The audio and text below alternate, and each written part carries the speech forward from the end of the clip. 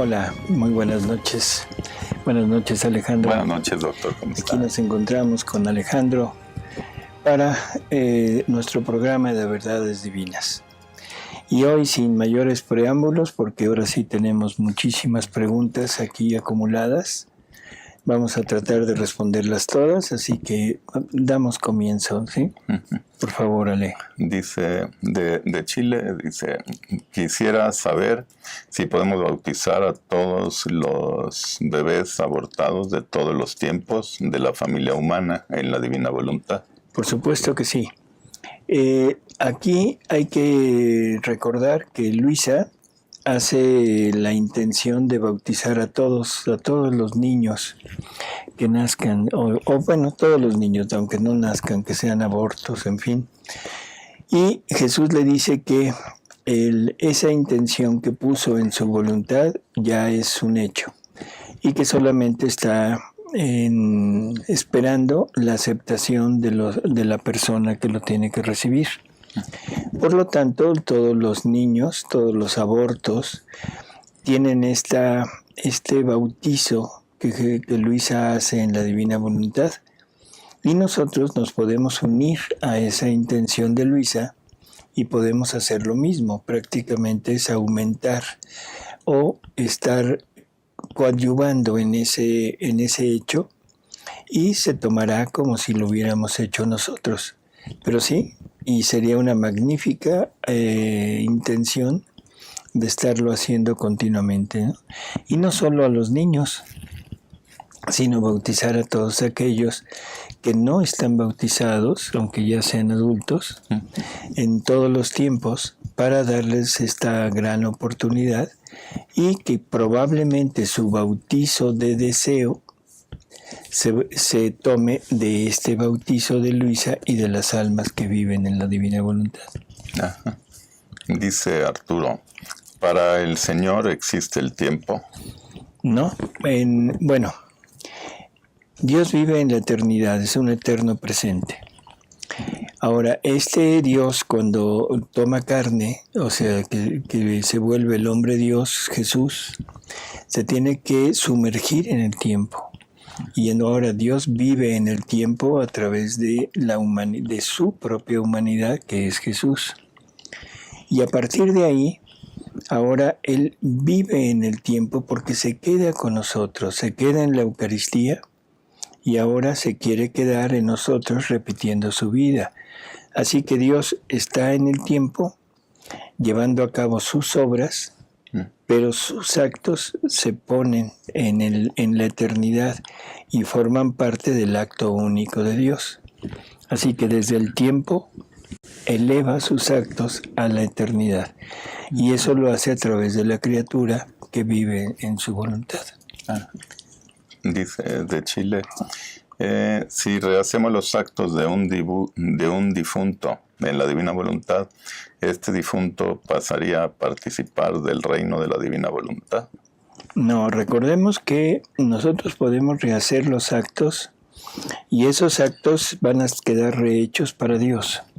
O sea, Dios va a recibir toda la gloria, el honor, el amor que merece por aquellas criaturas, pero Dios va a responder con dones, con gracias, o sea, para las criaturas, pero a través de la persona que se las entrega.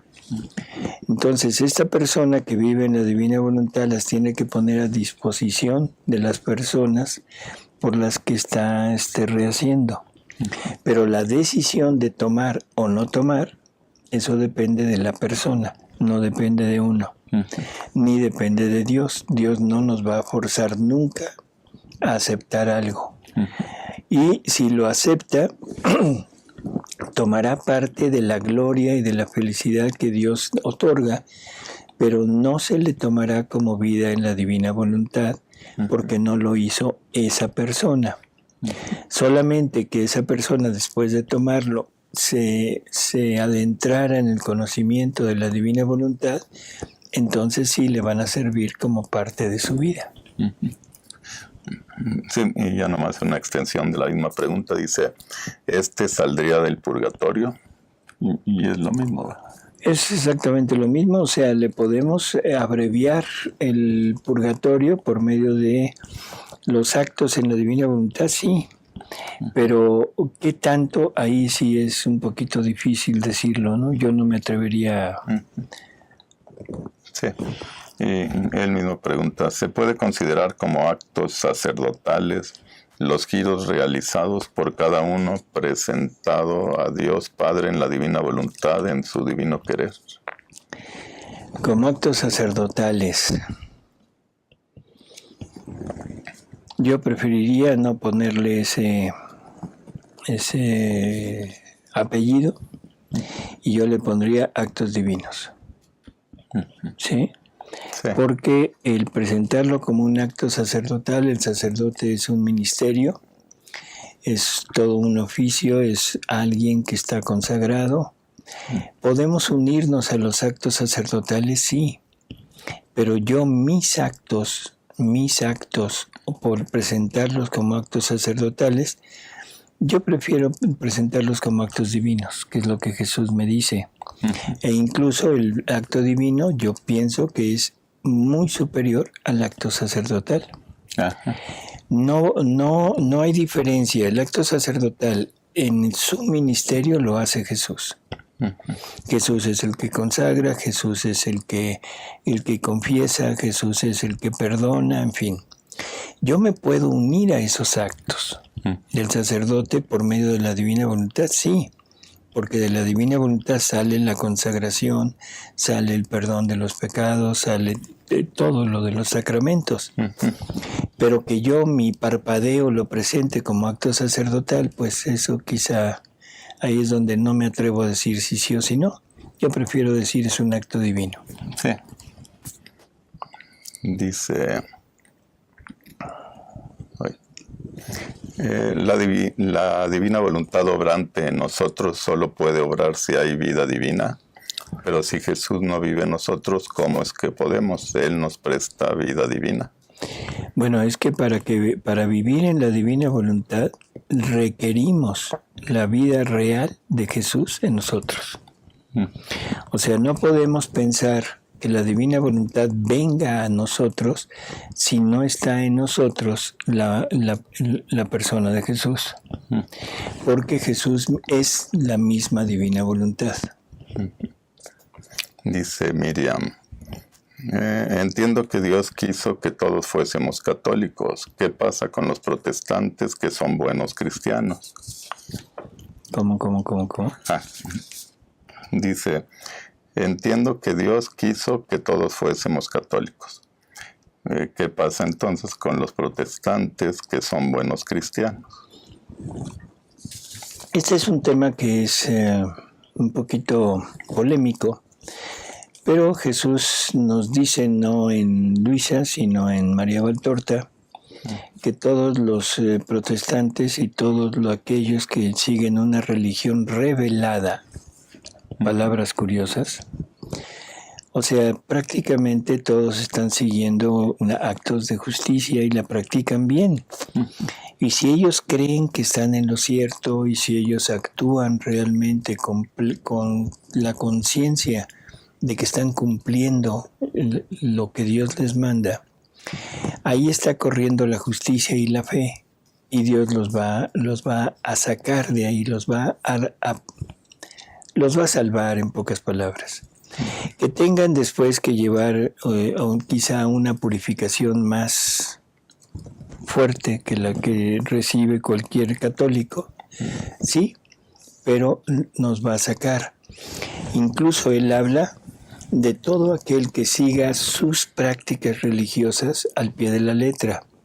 Y pongamos un arborícola de aquellos que existieron allá en Australia, que nunca conoció nada de Jesús, que nunca se le oyó hablar de Dios, pero que él tenía sus dioses, sus propios dioses, que tenía su dios, no sé, su dios rana, y él seguía las leyes y todo lo que su dios rana le dictaba.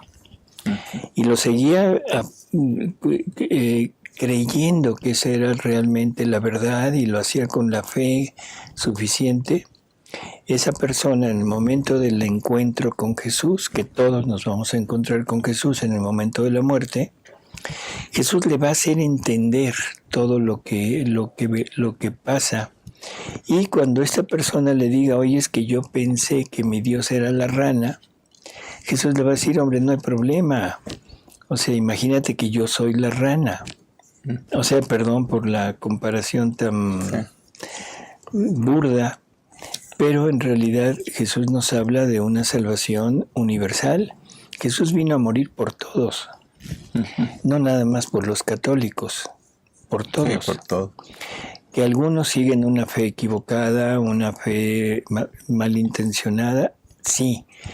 Aquellos que es malintencionada, eso es lo más probable es que no se salven, porque ellos están queriendo renunciar a lo que saben que es cierto. Y ya tienen ese conocimiento. Ya decidieron, digamos. Así es, pero todo aquel que es bien intencionado se va a salvar. Dice, el reino de la divina voluntad tengo entendido que es para ser vivido en la nueva tierra. ¿Qué pasa con los que han vivido en la divina voluntad pero ya han muerto? Es que la nueva tierra no es un nuevo planeta, ¿eh? No se va a destruir y va a venir otro, no se va a destruir toda la creación y va a venir otra. Las nuevas tierras y los nuevos cielos es en el alma de cada uno de nosotros. La creación y este mundo va a seguir exactamente como está, regenerado después de la purificación que Dios va a hacer, después de todo lo que viene, todo lo que dicen que viene, y cuando se establezca el reino de la divina voluntad, toda la naturaleza será realmente como vuelta a crear, pero todo será aquí. Los que han muerto, bueno, ellos ya estarán en el cielo y la divina voluntad se vive aquí en la tierra para después vivirla en el cielo. O sea, no se van a quedar sin vivirlo y lo van a gozar, lo van a vivir todo. No aquí, pero desde la parte espiritual. Alejandra, ¿cómo puedo vivir en la divina voluntad? ¿Qué debo hacer? ¿Conocerla? Por eso, primero conocerla, después seguir todas las instrucciones que Jesús nos va dando de cómo ir adentrándonos en ella, cómo ir entrando y seguir todo lo que Jesús nos habla, sobre todo en el libro 1, que es el libro de entrada. Dice José Luis, la mortificación que agrada a Dios debe hacerse sin involucrar a otra persona. Bueno, la mortificación es personal. Si esa mortificación incluye a otra persona, no me imagino exactamente qué puede ser. Pero lo voy a decir así, lo único que se me ocurre es, por ejemplo, en una pareja matrimonial, en que una de ellas se quiera mortificar en la parte de intimidad, pero la otra persona no quiere. Entonces, en definitiva, eso es mortificación para ella, sí, pero está obligando a la otra persona a hacer algo que no quiere y sobre todo la está propiciando a que salga a buscar algo que necesita en casa. Y está faltando a su deber de estado, que es el entregar. Ya no le pertenece su cuerpo.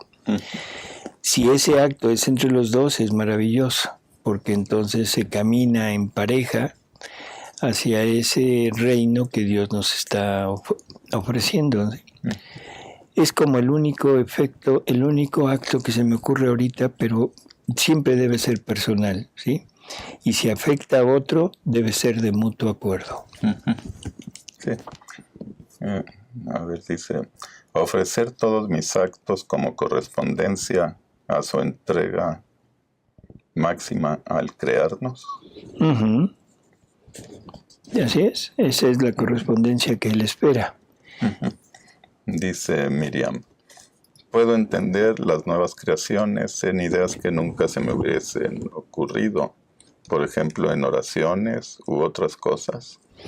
Cualquier acto que nosotros hagamos, cualquier acto que nosotros hagamos en la divina voluntad es un movimiento que el alma permite o hace que Dios haga para manifestar nuevas cualidades, nuevos atributos, nuevas bellezas, nuevas bienaventuranzas que tiene en su interior. Recordemos que Dios es siempre nuevo y es infinito, nunca se agota. Por lo tanto, Dios ya manifestó parte de Él. Tenemos la creación, tenemos la redención como actos de manifestación de Él, pero hay un infinito de cosas que no ha podido sacar. Por lo tanto, ahora es las almas que llegan a vivir en la divina voluntad con sus actos, le dan a Dios esta posibilidad de sacar nuevas cosas de Él y ponerlas en el alma. Por eso es que las nuevas creaciones van a ser en las almas de las personas que viven en la divina voluntad. No entiendo mucho la pregunta, debe haber sido de alguna lectura. Dice, cuando hago la oración que Jesús le recomienda para sacar a una alma, ¿o es solo para una alma? ¿O se puede orar por mi tío también? La oración en la divina voluntad no tiene particularidades, no se hace una oración en forma particular dirigida a alguien, porque la divina voluntad es infinita y abarca a todos. Por lo tanto, Jesús toma la oración en la divina voluntad, la toma y la extiende a toda la humanidad. Y cada quien tomará de esa oración lo que necesite tomar. Quien tome como perdón, como ayuda, como amor, en fin. Pero es totalmente universal. Dice Sonia, desde muy pequeña Dios me regaló la gracia de ser consciente de Dios en mí y yo en Él. ¿Vivir consciente es vivir en divina voluntad? Vivir consciente de que Él vive en nosotros, no. Vivir consciente de que Él obra en nosotros, sí. Dice, La Reina del Cielo, capítulo 14, minuto 36, dice que los que vivan en la divina voluntad, el cuerpo quedará incorrupto esperando el día de la resurrección de los muertos. Pero ¿qué sucede cuando ya no existe un cuerpo porque han sido incinerados? Pues nada, o sea, en realidad estamos hablando de una muerte. Jesús lo que dice es que la muerte ya no será esa parte horrenda de la putrefacción del cuerpo, del cadáver, y que el cuerpo quedará como esperando, así lo dice textualmente. Pero eso no tiene nada que ver con que si alguien lo incineran. O sea, prácticamente esa persona será resucitada con su mismo cuerpo. Dios saca la materia, no sé de qué manera, pero la vuelve a poner como cuerpo de la persona. Lo mismo pasaría con alguien que, no sé, que se lo come un león. Sí. O sea, o se lo come un tiburón. Esa persona ya no va a quedar su cuerpo esperando, pero Dios lo resucitará de la misma manera. O sea, creo que simplemente es el hecho de decir que la muerte ya no será esa parte horrenda de putrefacción. Uh-huh. En la cremación no hay putrefacción. En el que se comió el tiburón tampoco hay putrefacción. Uh-huh. O sea, no es problema, ¿no? Uh-huh. Dice Felipe de Jesús, Luisa no hacía giros, sino que los vivía. Muchas personas están haciendo giros. ¿Se pueden tomar como si fueran oraciones? La oración en la divina voluntad son los giros, o sea, es el sumergirse en la divina voluntad, el tomar todo lo de Dios, el tomar todo lo de las criaturas, llevarles lo de Dios a las criaturas y lo de las criaturas a Dios. Ahora, a veces a veces los giros se hacen para ir tomando posesión de todo lo que Dios ha hecho por nosotros. Podemos girar en la creación para ir tomando posesión de las cosas creadas y que queden como posesión nuestra. Podemos girar a través de los actos de Jesús en la redención para apoderarnos de esos actos y que queden como actos nuestros. Pero eso no quiere decir que si no recorro algo, no lo tenga. Porque la vida en la divina voluntad es la divina voluntad que nos va extendiendo en todo y con la intención de ponerme en todo lo que ella ha hecho, yo voy tomando posesión de todo. Habrá cosas que las necesite yo como particularizar porque quiero hacerlo en ese momento. Estoy frente al mar, me pongo a girar a través de la creación del mar. Pero eso no quiere decir que si yo no he girado a través de la creación de un lago que está en otro continente, no me haga poseedor de eso, ¿sí? Sino es universal. Y el vivir en la divina voluntad, la vida en la divina voluntad es un continuo giro. Lo que hacemos cuando decimos voy a hacer un giro es lo que Jesús hacía cuando se iba al huerto de los olivos. No quiere decir que Jesús no orara en su vida normal. Jesús es oración continua.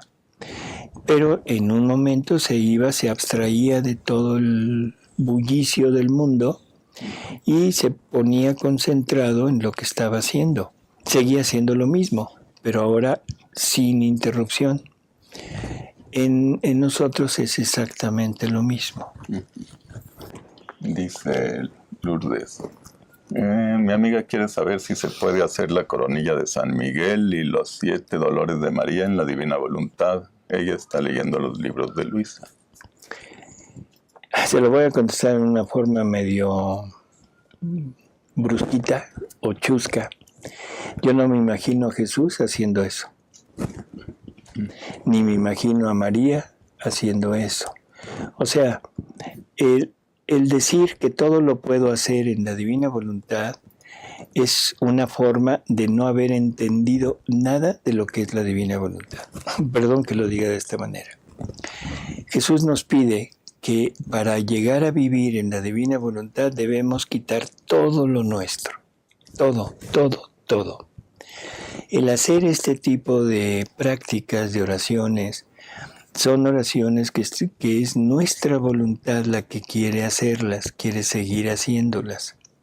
Por lo tanto, en el momento de hacerlas estoy poniendo algo de mi voluntad y eso significa un obstáculo para que la divina voluntad venga a hacerlo en mí. Cosa diferente si yo agarro y digo, bueno, voy a hacer, no sé, una oración, pero en vez de hacer esa oración me pongo a girar en lo que esa oración conlleva o tiene de fondo, entonces podríamos decir que estoy haciendo eso mismo, pero ahora sí en la divina voluntad, pero no siguiendo lo que está marcado como machote. Sí, bueno, esta pregunta se parece, dice, así como se puede orar o rezar el Santo Rosario haciendo en lo posible una efectiva meditación o vivencia de la oración como tal, ¿no podría hacerse lo mismo con el libro de alabanzas del que hablaron en uno de los últimos programas, o incluso con las oraciones contenidas en un libro de Luisa que los relaciona? El libro de las alabanzas, ya habíamos hablado que no es un libro de Luisa. El libro de las alabanzas es una mezcla de la oración de la iglesia, que es la liturgia de las horas, con lo que es divina voluntad. Por lo tanto, está mezclando parte de voluntad humana con parte de supuestamente voluntad divina.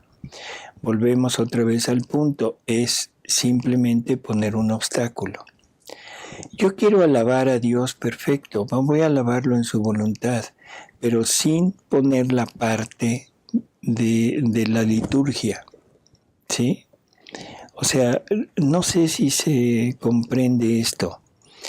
Una cosa es lo que la voluntad humana quiere o puede darle a Dios desde ella, y otra cosa es lo que la divinidad puede hacer para hacer que la criatura le dé la alabanza perfecta. Voy a poner el rosario. En el rosario tradicional es la recitación de 2 oraciones, la recitación de 2 oraciones, hechas con muy buena fe, con mucha devoción, con mucha entrega, con mucho ofrecimiento a María, sí, quizá con una meditación del misterio que se está haciendo, sí, pero eso se quedó en voluntad humana. En la divina voluntad tenemos la capacidad, gracias a la divina voluntad, de hacernos poseedores del misterio que se está meditando y volverlo a poner en acto de estar sucediendo. O sea, no es algo que haya pasado y que sea un recuerdo, sino que la divina voluntad y el divino querer me permiten volverlo a poner en acto como si estuviera sucediendo en este momento y ofrecérselo a la Virgen para que ella disfrute de lo que ella disfrutó en aquel tiempo.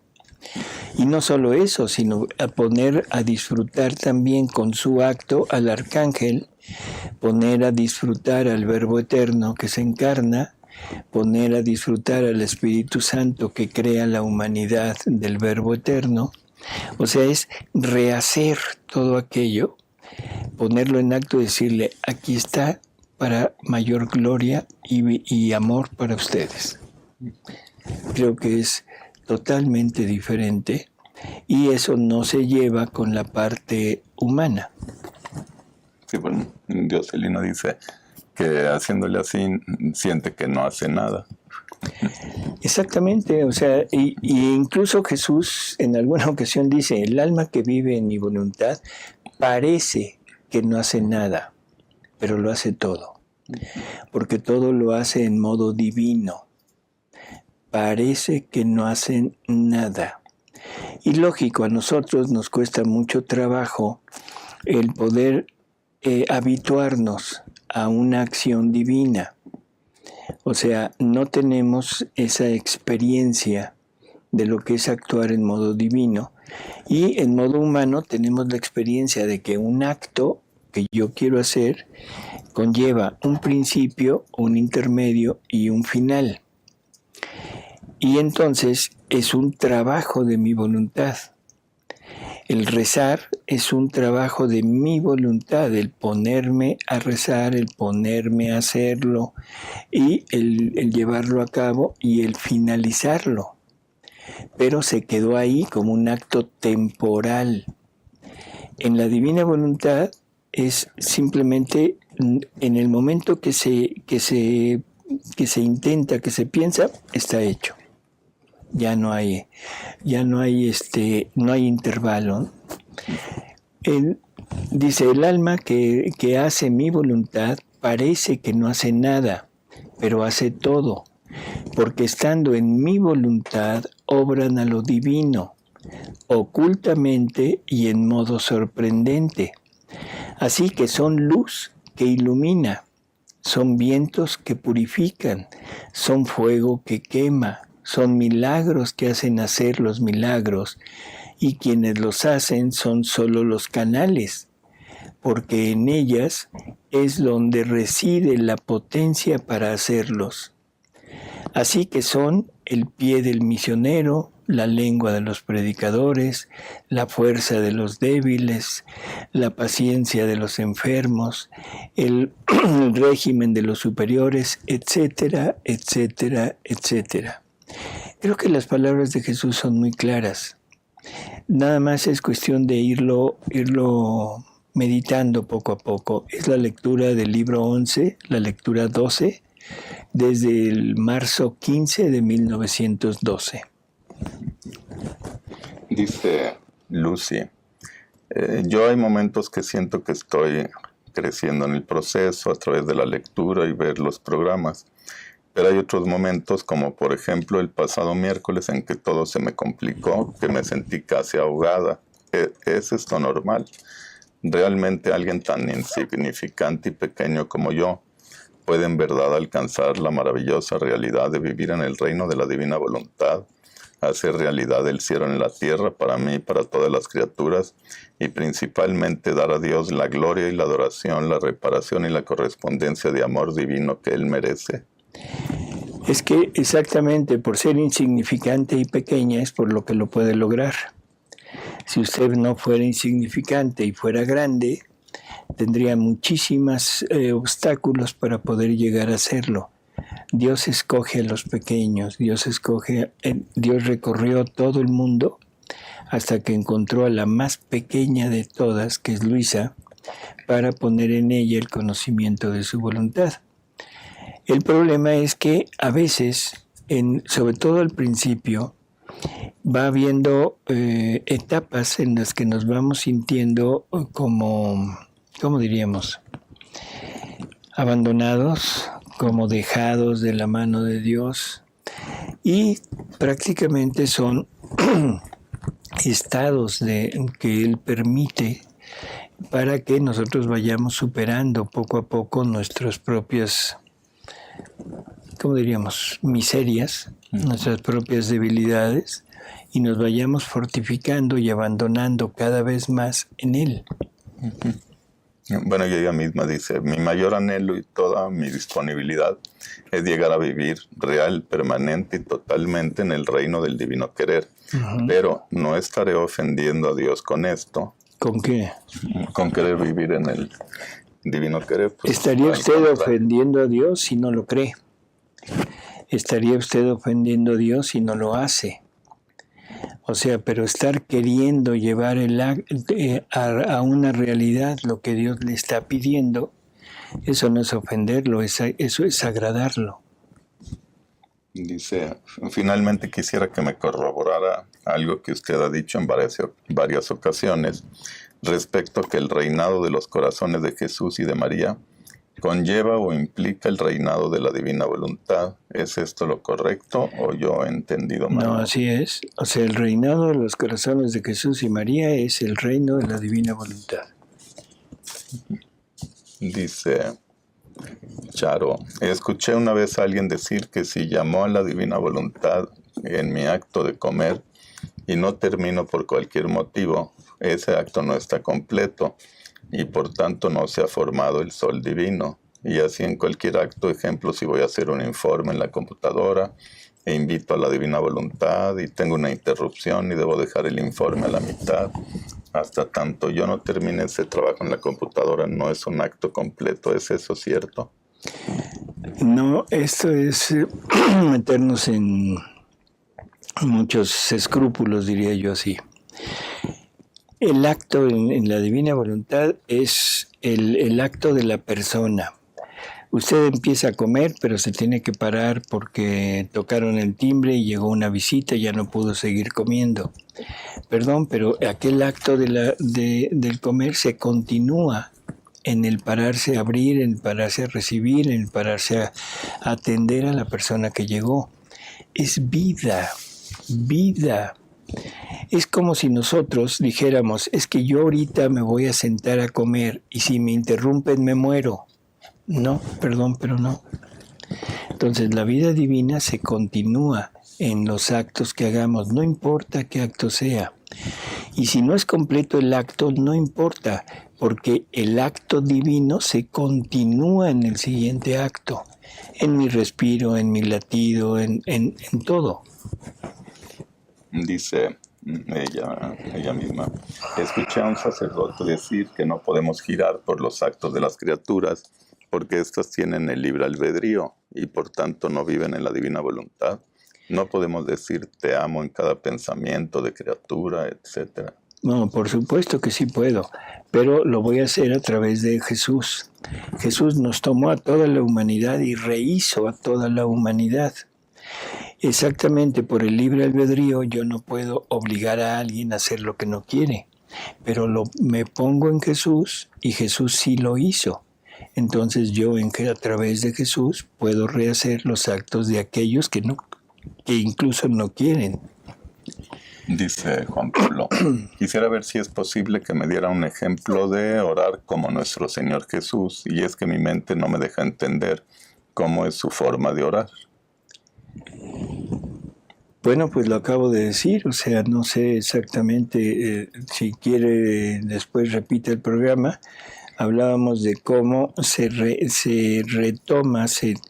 toma el acto del misterio que se está rezando en el rosario y se vuelve otra vez a poner en acto de ser hecho.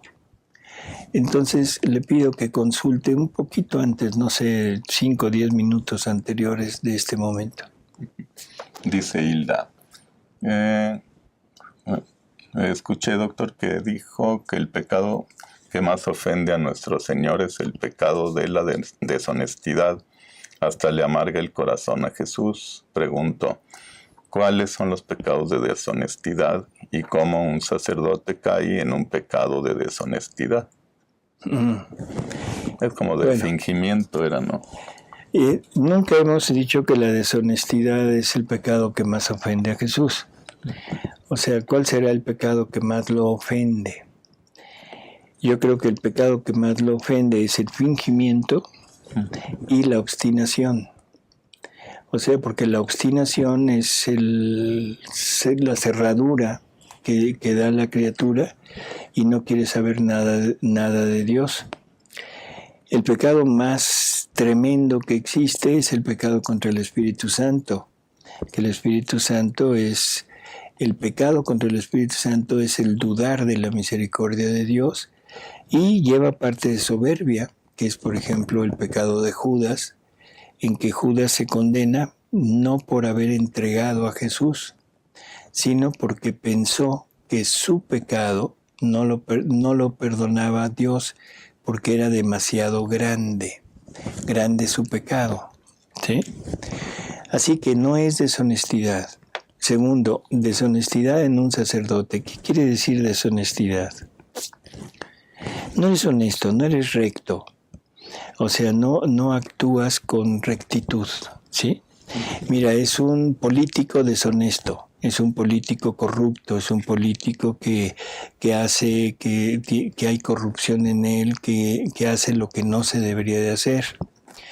Yo me imagino que un sacerdote deshonesto es aquel que hace lo que no debería de hacer. Entonces, todos los actos que vayan en contra de su ministerio sacerdotal sería una deshonestidad para él. Dice Mercedes, la voluntad querida y la obrante no tiene culpa o pecado. Se puede decir que la voluntad permisiva y ordenada podrían tener culpa. ¿Me puede explicar? La voluntad permisiva no interviene en el acto de la criatura, ¿sí? Se quita de ahí, por lo tanto no concurre con la criatura, y en ese acto lo que corre es la justicia y el castigo, o sea, ¿sí? Porque es el salirse de la voluntad de Dios. El acto querido es cuando Dios quiere algo, pero la criatura es la que debe decidir si se lleva a cabo o no. Hemos puesto como ejemplo el que Dios quisiera que alguien fuera religioso. Dios hubiera querido que Alejandro fuera sacerdote, pero él dijo no, yo quiero llevar una vida normal, o sea, común y corriente. Es figurativamente. Es figurativamente. Dios había preparado gracias inmensas para él en caso de que hubiera decidido que sí. Como dijo que no, eso ya no se lo da, pero eso no lleva culpa. No es un pecado, no es algo que tenga que confesar, no es algo que tenga que purgar en el purgatorio. Solamente la ordenada es así, porque es así, conlleva una culpa, una falta, es un pecado y es ir en contra de los mandamientos de la ley de Dios. Es ir en contra del Evangelio, ir en contra de lo que la Iglesia nos manda. Dice Alan, ¿por qué Jesús nos pide que hagamos reparaciones por los pecados de los hermanos del mundo si Él mismo ya los reparó con la crucifixión? ¿No sería acaso como querer hacer de nuevo lo que Jesús ya hizo? Es querer hacer lo que Jesús hizo, pero no es querer nosotros, sino es Jesús quien lo quiere. Porque Jesús quiere que, aunque sus actos en la eternidad están y estarán siempre, pero quiere que también en el tiempo se sigan repitiendo. Y que participe el hombre. Por eso es que la eternidad y el tiempo se deberían de equiparar. Y ahora es eternidad y tiempo corriendo juntos. ¿Sí? Entonces, no soy yo que lo quiere. Es Jesús quien quiere que yo lo haga junto con Él aquí para perpetuar lo que Él hizo y sobre todo como semejanza con Él. Porque si yo no hago lo que Él hizo, entonces nunca podré ser semejante a Él. Y por lo tanto, esa igualdad que la divina voluntad provoca en el alma nunca se llevará a cabo. Dice el mismo Alan, ¿qué tan cierto es que a algunos volúmenes se les quitaron trozos e incluso lecturas completas? Como por ejemplo escuché que el volumen 17 está incompleto. Bueno, esto es real. O sea, no es que se le hayan quitado, o sea, fueron correcciones que se hicieron. Hubo, no sé, perdón por la suposición, supongo que fueron cosas que en aquel tiempo, cuando Luisa las escribe, ocasionaron mucho choque con todo lo que el hombre creía. Por ejemplo, una de las lecturas que pasa esto es cuando Jesús le dice a Luisa que la Iglesia, cada vez que ha rezado un Padre Nuestro, está pidiéndole a Dios por ella para que venga. Eso lo quitaron. Lo que sí le puedo decir es que a partir de la apertura de la causa, donde salen las libretas ya originales de Luisa, toda esta traducción que hay ahora es totalmente fidedigna a lo que Luisa escribió. No se quitó nada, no se agregó nada, se quitaron todas las cosas que se habían agregado, que también hubo ciertas frases o palabras, y se quitaron algunas lecturas como esta. Igualmente se corrigieron en el libro 15, 16 y creo que en el 17, no recuerdo ahorita, había duplicidad de libreta. Luisa escribía en 2 libretas. Entonces las fechas como que se traslaparon y había fechas que no coincidían. Entonces lo que hicimos cuando se hizo tanto la transcripción como la traducción fue ponerlas en el orden en que está por fecha.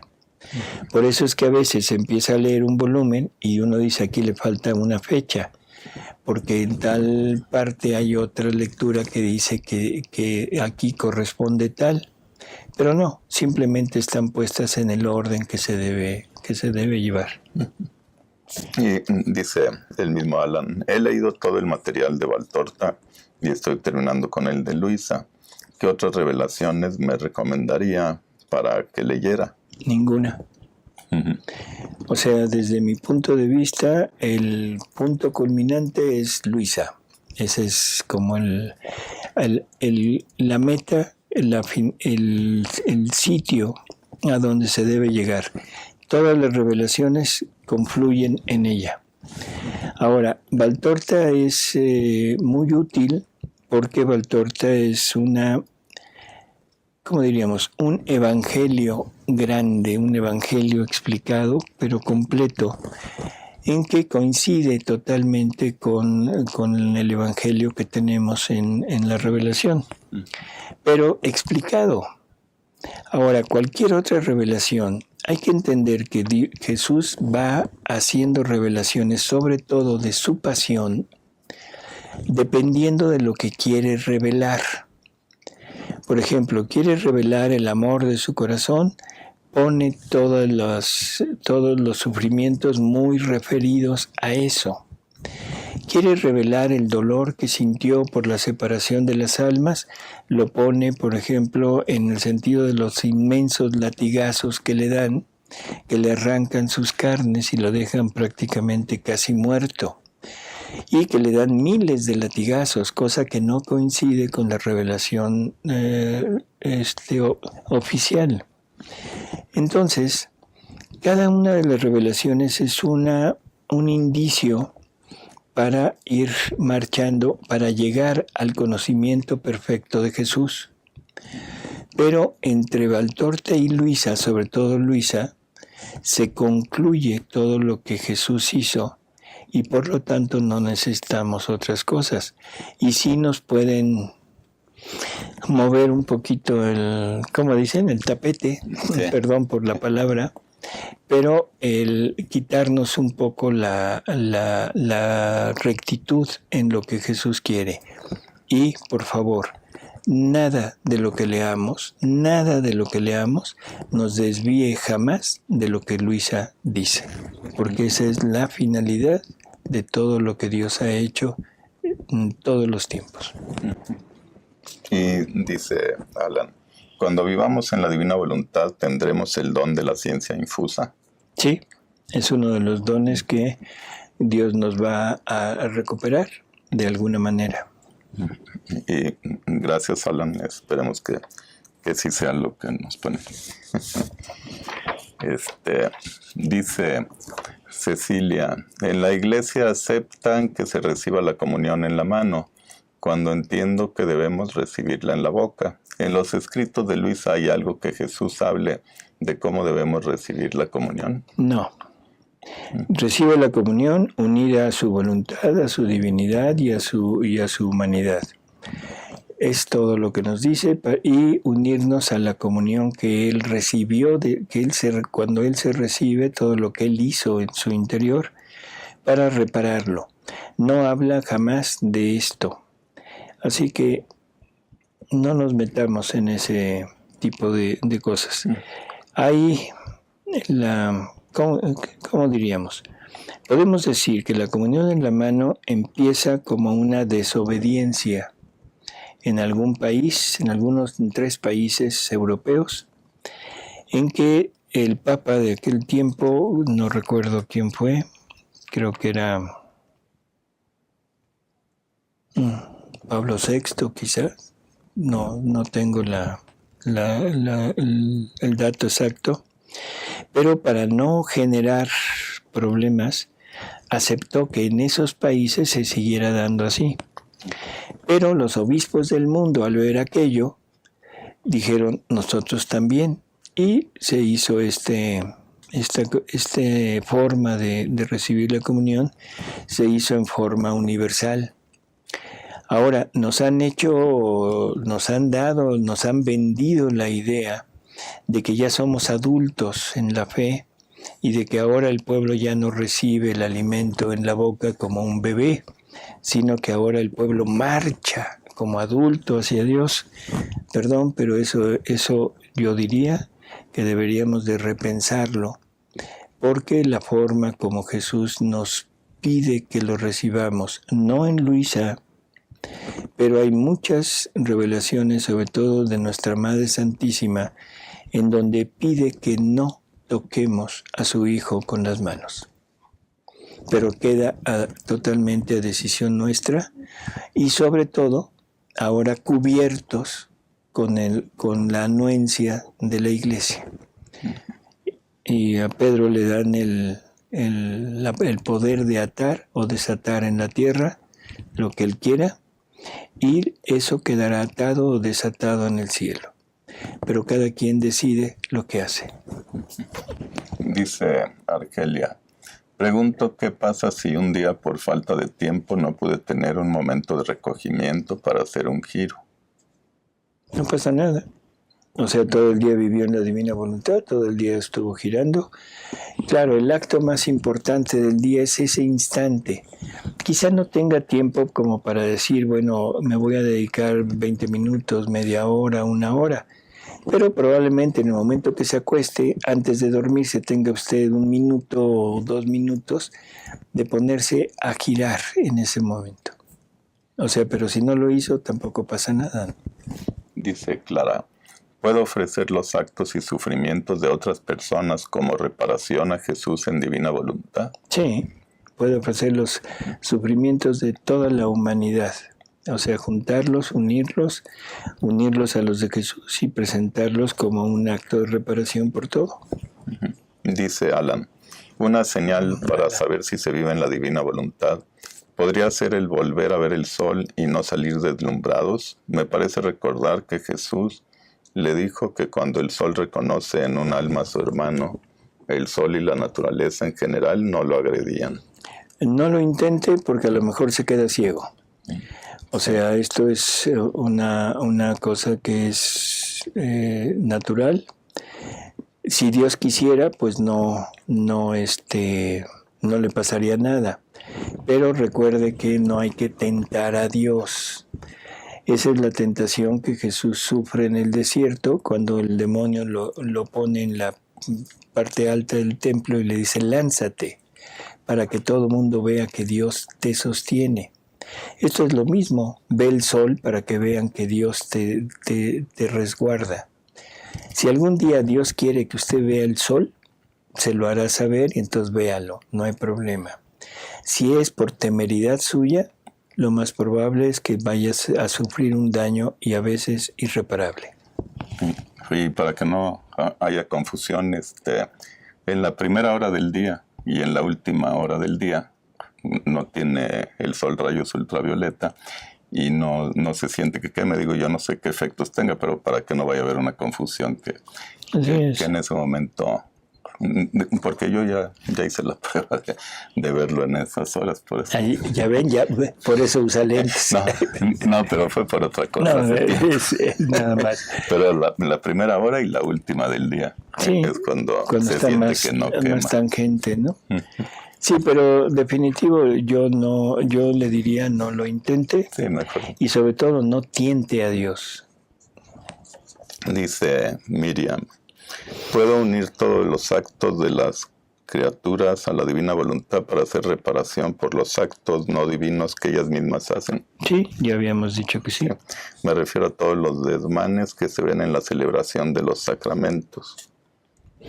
Cualquier acto de cualquier actos que sean ofensivos, cualquier actos que sean contrarios a Dios, los podemos ofrecer.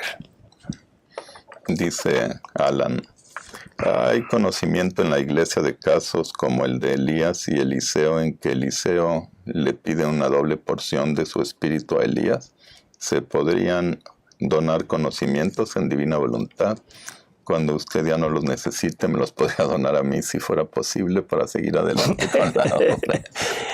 Sin comentarios. Pero si no...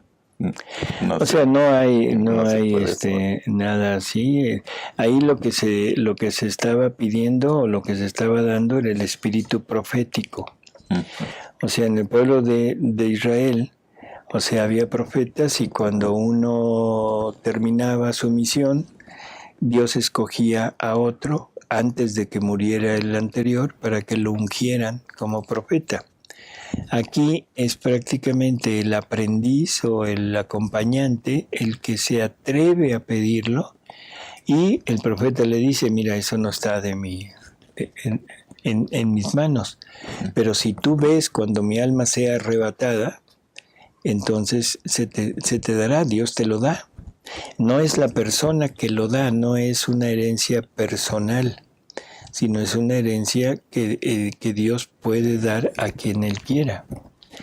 Y resulta que sí, Él logra ver cuando Él es arrebatado, y entonces se pone el manto y llega al mar, toca el mar con el manto, no se abre el mar, lo vuelve a tocar y dice, Señor, ¿dónde está tu poder? Y pum, el mar se abre, Y eso es el dato en el que Dios le está corroborando que ahora se le fue dado el espíritu de profeta. Dice Alan, ¿de casualidad recuerda en qué volumen y lectura está la definición que usted da sobre la vida divina? La definición de la vida divina, Jesús dice que es el conjunto de todos sus atributos unidos en el mar inmenso de su amor. Ahorita le digo dónde está. A ver si...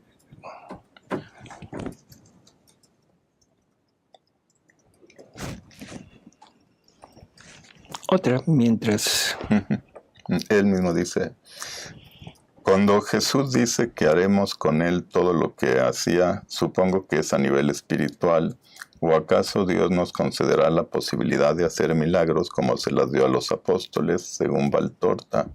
En Luisa me parece que no hay referencias, ¿o sí?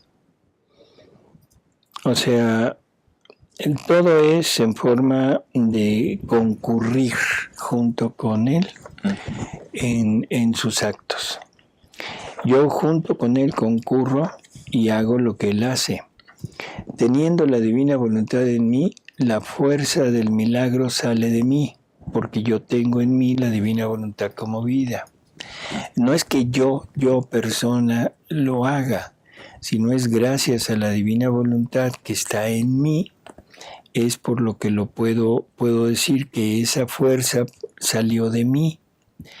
Pero es totalmente entendible que no es la persona, sino es él.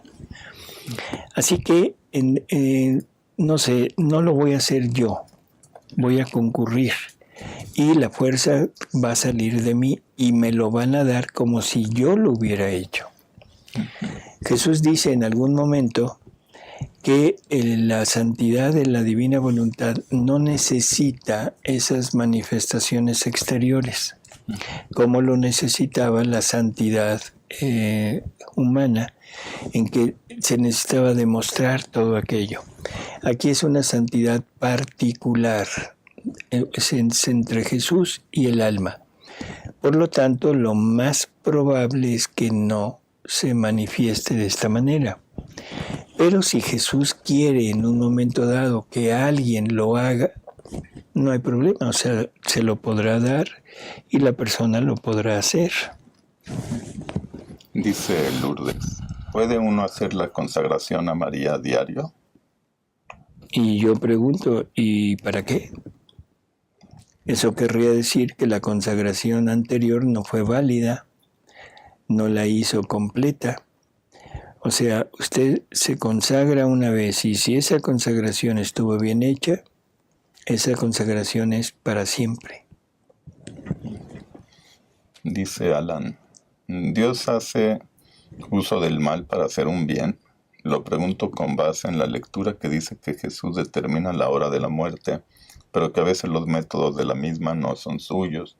O bien cuando les permitía a los demonios atormentar a Luisa para terminar de purificarla, que se recupere... no, esto ya es otra cosa.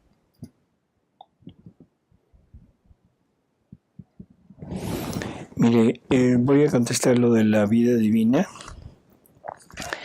Dice...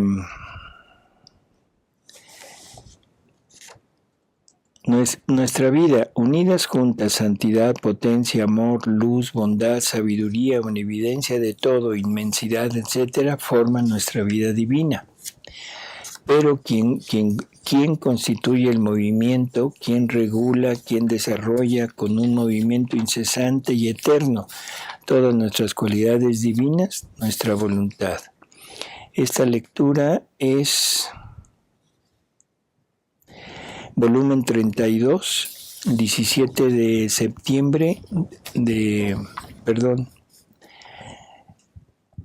septiembre del 33.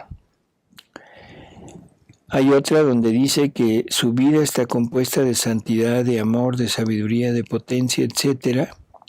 Y esa es en diciembre 17 de 1914. ¿Seguimos? La de que si Dios hace uso del mal para hacer un bien. Si usa el mal para hacer un bien, jamás. Sí, ¿no? Jamás. O sea, Dios no puede en un momento dado usar el mal. Dice José Luis, si el sufrimiento afecta a otros ya no es agradable a Dios como mi mortificación. ¿Y por qué la ofrenda de Caín no era agradable a Dios? Porque Caín iba con soberbia, con vanidad, con envidia por la ofrenda de su hermano. Por eso no era agradable a Dios. No por la ofrenda en sí, porque los dos tenían sus labores, pero eran diferentes. Uno era agricultor y el otro era ganadero. Entonces las ofrendas no podrían ser iguales. ¿Sí?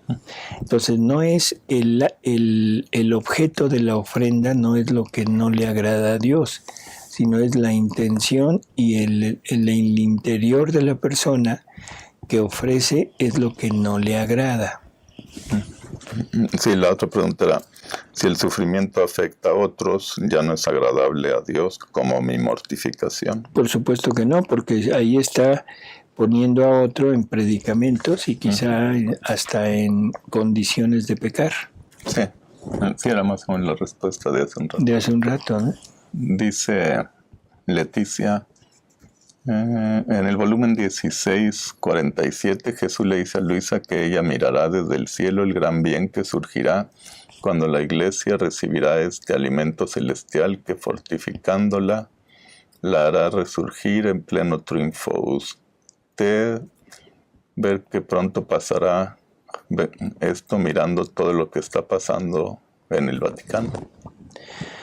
Mire, yo lo que le puedo decir, esta es mi opinión muy personal, o sea, el trazarnos esperanzas de que ya viene, de que ya va a venir este triunfo, de que ya la purificación está a la puerta, de que fulano o sutano de la iglesia está haciendo esto o aquello.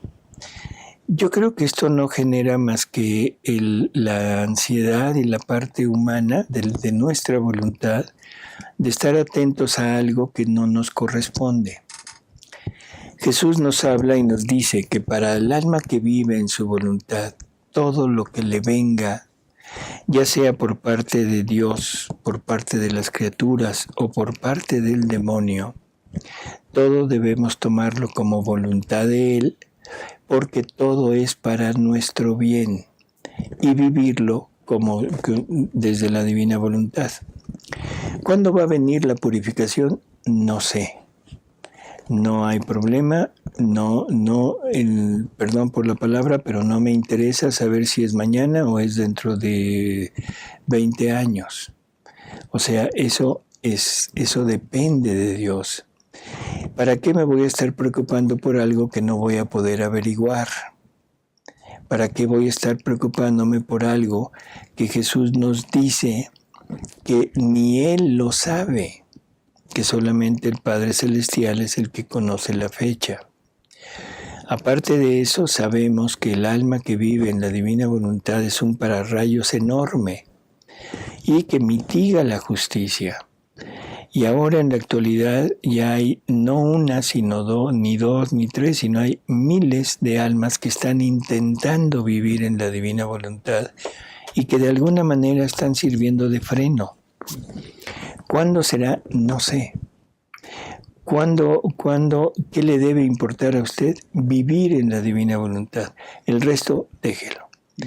Que dicen que el Papa dijo que digan lo que quieran. Usted siga con su iglesia y el Papa seguirá siendo Papa hasta que Jesús lo descalifique, si es que lo descalifica. Si Él no lo descalifica, yo no soy nadie para decir el Papa está cometiendo un error. Puedo ver y seguir el consejo de Jesús. Hagan lo que les dicen, pero no los imiten. Si yo en un momento dado veo que hay algo que está en contra de lo que del magisterio, en contra de la tradición, en contra del evangelio, bueno, pues simplemente no lo hago. Nadie me puede obligar. No lo hago, pero tampoco critico, porque eso ya es una falta y eso no es de la divina voluntad. Ahí Jesús no puede entrar en una persona que está continuamente juzgando. Acuérdese, no juzguen para que no sean juzgados. ¿Sí? Así que todo este bullicio, todo este barullo que hay en la actualidad, olvídenlo. Eso no es divina voluntad. A mí no me interesa lo que pase. Que aparezca una persona, un españolito por ahí diciendo que se va a aparecer un planeta y va a inundar el mundo y se va a acabar y todo.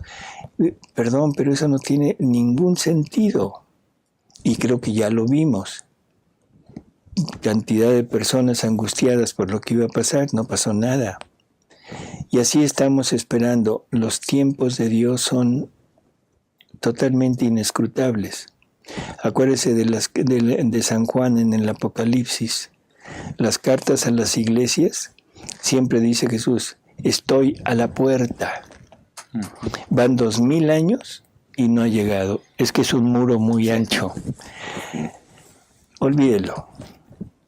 Dice René, en el libro 11, en agosto 6 de 1916, dice, mi amor quiere hacer el bien a todos, pero las culpas me impiden verter sobre ellas mis beneficios. ¿Me podría explicar, por favor? Pues es que la criatura no acepta. O sea, Dios quiere darme su pureza, pero yo soy impuro. Dios quiere darme su bondad, pero yo no soy bondadoso. Dios quiere darme lo suyo, pero a mí no me interesa lo suyo, a mí me interesa lo contrario de lo de Él. Creo que con esto me voy a referir a la pureza. La pureza divina es infinita, pero la impureza del hombre a veces también se vuelve infinita. Y para que yo pueda recibir la pureza de Dios, me necesito quitar mi impureza. Entonces, por lo que Él no puede dármela, es porque yo no me quiero deshacer de lo mío.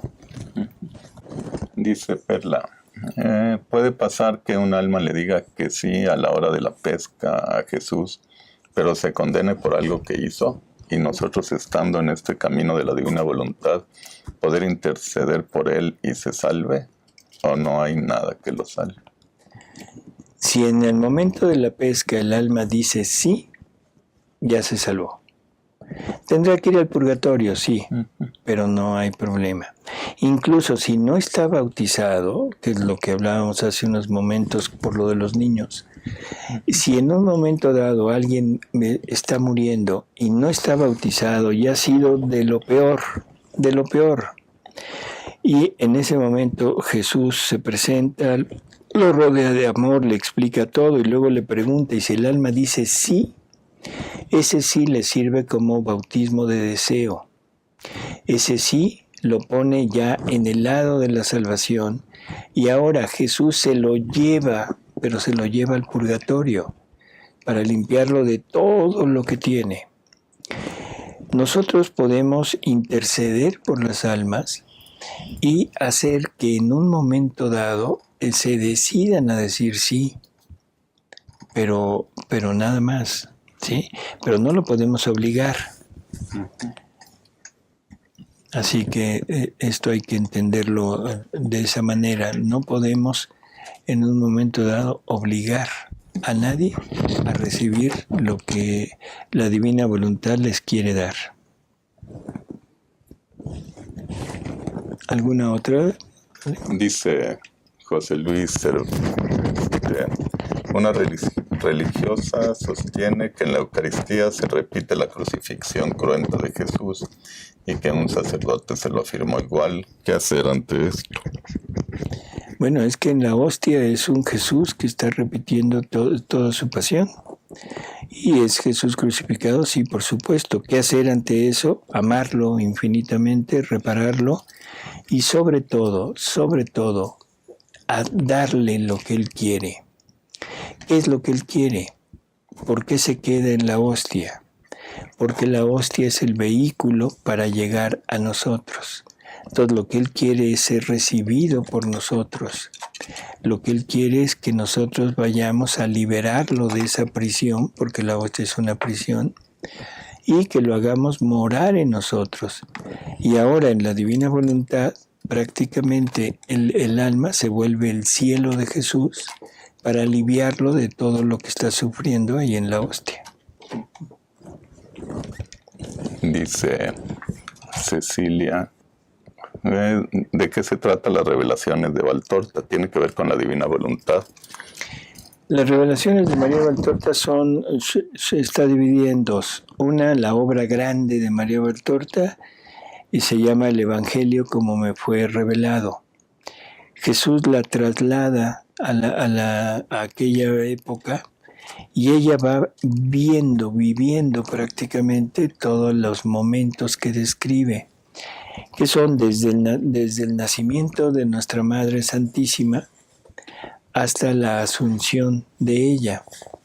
Y por lo tanto abarca toda la parte de la vida de Jesús en la tierra, pero ella presenciando.